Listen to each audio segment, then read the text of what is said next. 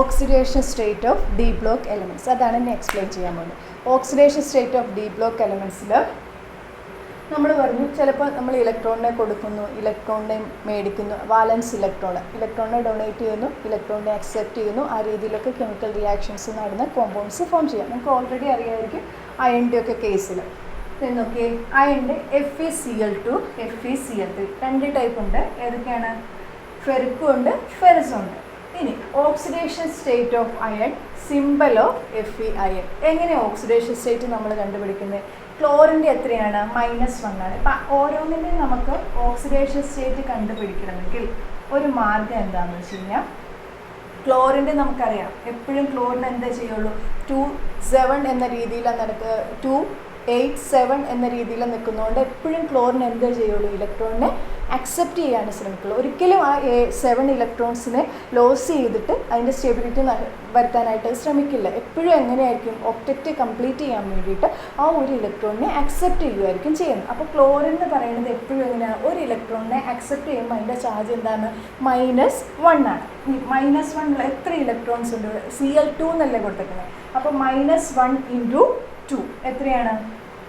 -2.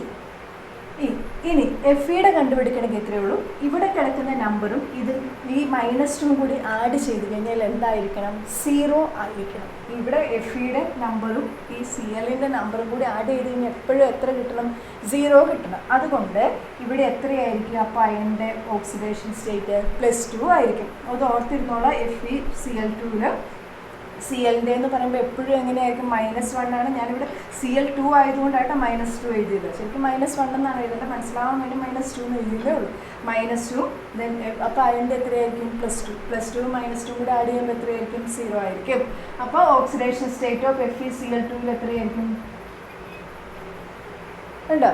ഇനി നമ്മൾ symbol of അയണിൻ്റെ അയണായിട്ട് എഴുതുമ്പോൾ എന്ത്, Fe2+. Next FeCl3. FeCl3ൽ ഇവിടെ -1 വരുന്നു. -1 × 3 -3. -3യുടെ കൂടെ എത്ര ആഡ് ചെയ്ത് കഴിഞ്ഞാലാണ് 0 ആയി പോകുന്നത്, +3. So oxidation state of Fe+3 Fe3+. അപ്പോൾ 2 ഓക്സിഡേഷൻ സ്റ്റേറ്റ് ഉണ്ട് അയണിന്, +2 ഓക്സിഡേഷൻ സ്റ്റേറ്റും ഉണ്ട്, +3 ഓക്സിഡേഷൻ സ്റ്റേറ്റും ഉണ്ട്. ഇനി നിങ്ങളോട് ഞാൻ പറയാൻ പോകുന്ന, നമുക്ക് അയണിൻ്റെ ആറ്റോമിക് നമ്പർ അറിയാം, Fe26 അല്ലേ, Fe26. നമ്മൾ അയണിൻ്റെ സബ്ഷെൽ ഇലക്ട്രോണിക് കോൺഫിഗറേഷൻ എഴുതാം. 1s2 2s2 2p6 3s2 3p6 4s2 3d എത്ര വരും, 3d6. ഇതാണ് നമ്മുടെ അയണിൻ്റെ ഓക്സിഡേഷൻ, നമ്മൾ സബ്ഷെൽ ഇലക്ട്രോണിക് കോൺഫിഗറേഷൻ. അടുത്തത് ഞാൻ ഈ Fe2+ൻ്റെ എഴുതുവാണ്.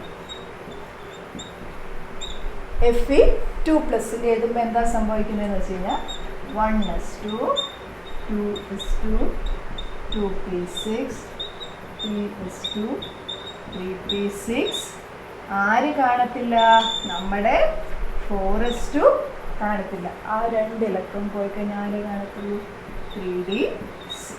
ഫസ്റ്റ് എപ്പോഴും ഏതിലേ പോകുള്ളൂ, 4sലെയാണ് പോകുള്ളൂ. അതിന് ശേഷമാണ് 3dയിലേക്ക് എത്തുള്ളൂ. ഇനി Fe3+ ആണെങ്കിലോ നമ്മൾ എഴുതുമ്പോൾ 1s2 2s2 2p6 3s2 3p6 4s2 3d6 എന്നല്ലേ കിടക്കുന്നത്. അപ്പം എത്ര എണ്ണം പോകണം, 3 എണ്ണം പോകണം. അപ്പം ആദ്യം ആര് പോകും, 4s2 പോയി. പിന്നെ ബാക്കി ആരുണ്ട്, 3d6 ഉണ്ട്. അപ്പം 2 പേരല്ലേ പോയുള്ളൂ. അപ്പം 3dയിലെ ഒരാളും കൂടി പോയി എത്രയാവും, 3d5. മനസ്സിലായോ? ഈ രീതിയിലാണ് നമ്മൾ ഡിഫറെൻ്റ് ഓക്സിഡേഷൻ സ്റ്റേറ്റുകളുള്ള ഇതുപോലത്തെ ക്വസ്റ്റ്യൻസ് എക്സാമിന് കണ്ടിട്ടുണ്ട്. അതുകൊണ്ടാണ് ഞാൻ പറഞ്ഞത് Fe2+, Fe3+.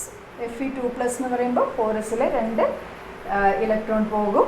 പിന്നെ Fe3+ എന്ന് പറയുമ്പോൾ 3 ഇലക്ട്രോൺസ് പോകും. ഫസ്റ്റ് 4s2 പോകും, 3d6 പോകും. അതുപോലെ തന്നെ ഒരു കേസാണ് നമ്മുടെ മാംഗനീസും ക്ലോറിനും തമ്മിലുള്ളത്. MnCl2. നിങ്ങൾ നോക്കിക്കേ, മാംഗനീസിൻ്റെ 25 ആണ്, MnCl2 എന്നാണല്ലോ കിടക്കുന്നത്. അപ്പോൾ ഇവിടെ എങ്ങനെയായിരിക്കും? -1 -2 +2 Mn+2 ആണ് നമുക്ക് എഴുതേണ്ടത്. അപ്പോൾ സാധാരണ മാംഗനീസ് എന്ന് പറയുമ്പോൾ എത്ര വരും? 1s2 2s2 2p6 3s2 3p6 4s2 3d 2 + 2 4 10 12 18 20 30. ഈ രീതിയിലാണ് എടുക്കുന്നത്. Mn2+ എന്നാണെങ്കിലോ ആര് പോകും? ഈ 4s2 പോകും. അപ്പോൾ എങ്ങനെ വരും? 1s2 2s2 2p6 3s2 3p6 3d5. ഇനി മാംഗനീസിന് ഒരുപാട് ഓക്സിഡേഷൻ സ്റ്റേറ്റ്സ് ഉണ്ട്. അടുത്തത് മാംഗനീസിൻ്റെ വേറെ ഒരെണ്ണമാണ്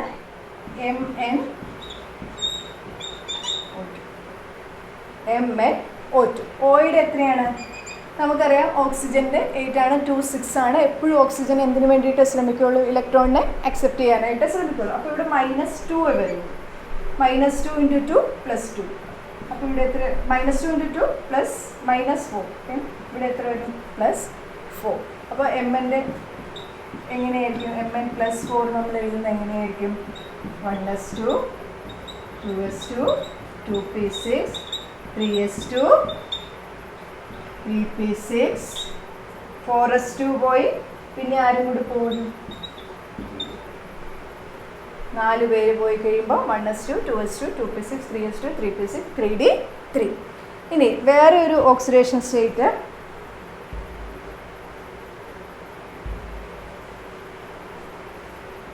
മാംഗനീസിൻ്റെ തന്നെ വേറെ ഒരു ഓക്സിഡേഷൻ സ്റ്റേറ്റ് MnO2. നമ്മൾ എഴുതിയ നേരത്തെ MnCl2 പോലെ തന്നെ MnO2 അറിയാം. -2 എന്നറിയാം. അപ്പോൾ എത്ര ഇവിടെ പോയി? +4 ആയി എഴുതുക. ലാസ്റ്റത്തെ 2 4s2 പോകും, 2 Dയിലേയും പോകും. 1s2 2s2 2p6 3s2 3p6 4s ഇല്ല. നമ്മുടെ ലാസ്റ്റ് എത്രയായിരുന്നു വന്നത്? +4 അല്ലേ വന്നേ. അപ്പോൾ 2 പോയി. അപ്പോൾ എത്രയും വരുള്ളൂ? 3d. ഈ രീതിയിലാണ് നമ്മൾ എന്ത് ചെയ്യുന്നത്? ഇപ്പോൾ ഡിഫറെൻറ്റ് ഓക്സിഡേഷൻ സ്റ്റേറ്റുകൾ കണ്ടുപിടിക്കുന്നത്. അപ്പോൾ ഡി ബ്ലോക്സിൻ്റെ ഒരു പ്രത്യേകതകളിൽ നമ്മൾ പറഞ്ഞ കാര്യമാണ് D block elements are called transition elements. They shows different oxidation state. ഇപ്പോൾ നമ്മൾ പല എക്സാമ്പിൾസ് പറഞ്ഞു. അയണിൻ്റെ കേസിൽ പറഞ്ഞു, അയണിന് 2 ടൈപ്പ് ഓക്സിഡേഷൻ സ്റ്റേറ്റ് ഉണ്ട്. Fe2+ ഉണ്ട്, Fe3+ ഉണ്ട്. അപ്പം ഡി ബ്ലോക്ക് എലമെൻറ്റ്സ് എങ്ങനെയാണ് ഡിഫറെൻറ്റ് ഓക്സിഡേഷൻ സ്റ്റേറ്റ് കാണിക്കും. അതിനുള്ള 2 എക്സാമ്പിളാണ് നമ്മൾ പറഞ്ഞ മാംഗനീസിൻ്റെയും ഏതിൻ്റെയും അയണിൻ്റെയും. മാംഗനീസിൻ്റെ വേണമെങ്കിൽ ഒരെണ്ണവും കൂടി ഓക്സിഡേഷൻ സ്റ്റേറ്റ് കണ്ടുപിടിക്കണം. നമ്മൾ പറയാം Mn2O7. Mn2O7 ഇവിടെ എത്രയേ ഉള്ളൂ? -2 -14. ഇവിടെ എത്രയായിരിക്കും? +4. ഈ രീതിയിൽ നമുക്ക് ഓക്സിഡേഷൻ സ്റ്റേറ്റ് കാൽക്കുലേറ്റ് ചെയ്ത് എടുക്കാനായിട്ട് പറ്റും. നെക്സ്റ്റ് പ്രോപ്പർട്ടി, ദേ form d block elements form coloured compounds.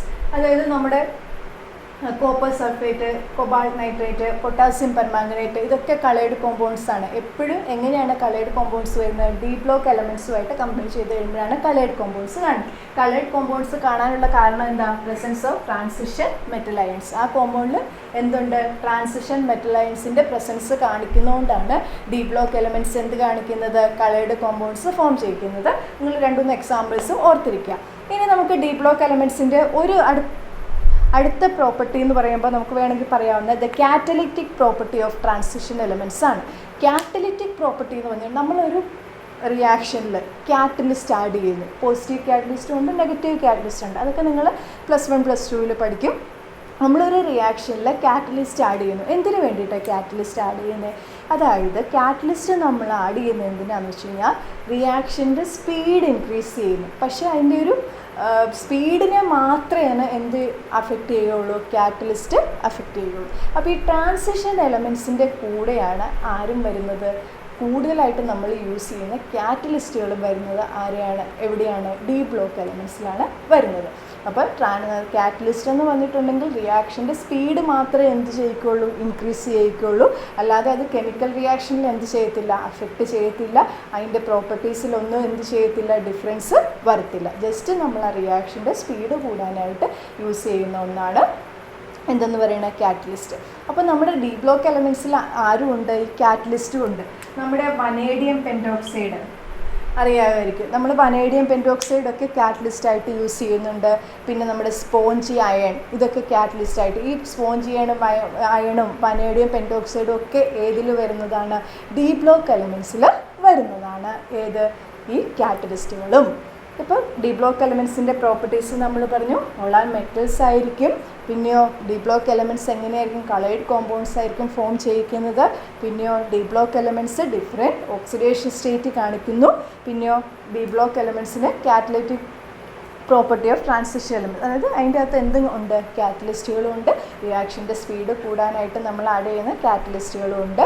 അതുപോലെ തന്നെ 2-3 കളേർഡ് കോമ്പൗണ്ട്സിൻ്റെ പേരുകൾ ഓർത്തിരിക്കുക. അവിടെ എന്താ സംഭവിക്കുക, presence of transition metal ions ഉള്ളതുകൊണ്ടാണ് എന്തുണ്ടാകുന്നത്, കളേർഡ് കോമ്പൗണ്ട്സ് ഉണ്ടാകുന്നത്. ചോദിക്കാവുന്ന ക്വസ്റ്റ്യൻസ് ഇതൊക്കെയാണ്. ഡി ബ്ലോക്ക് എലമെൻസിൻ്റെ പ്രോപ്പർട്ടീസ്, അതുപോലെ അതിൻ്റെ ഗ്രൂപ്പ്, പീരീഡ് ഏത് രീതിയിൽ കണ്ടുപിടിക്കാം. പിന്നെ ഡി ബ്ലോക്ക് എലമെൻസിനെ ട്രാൻസിഷൻ എലമെൻറ്റ്സ് എന്ന് വിളിക്കുന്നത് എന്തുകൊണ്ട്, പിന്നെ എന്താണ്, കുറച്ച് കളേർഡ് കോമ്പൗണ്ട്സിൻ്റെ പേരുകൾ പഠിച്ചു വയ്ക്കാം.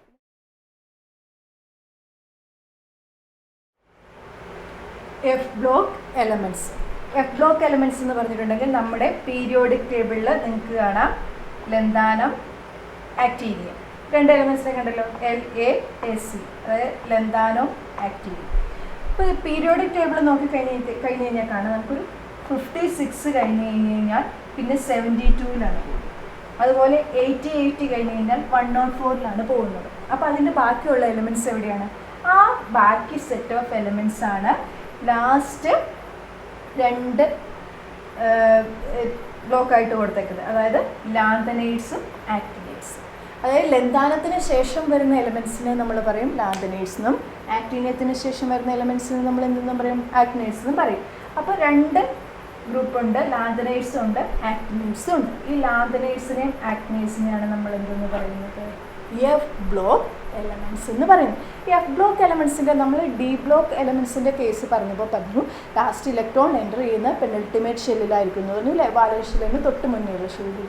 എഫ് ബ്ലോക്ക് എലമെൻറ്റ്സിൻ്റെ ആണെങ്കിൽ എങ്ങനെയായിരിക്കും, ആ പെനൾട്ടിമേറ്റ് ഷെല്ലിനും ഉള്ളിലുള്ള ഷെല്ല് അതേതായിരിക്കും, ആൻറ്റി പെനൾട്ടിമേറ്റ് ഷെല്ലിലായിരിക്കും ഇലക്ട്രോൺസ് എൻ്റർ ചെയ്യുന്നത്.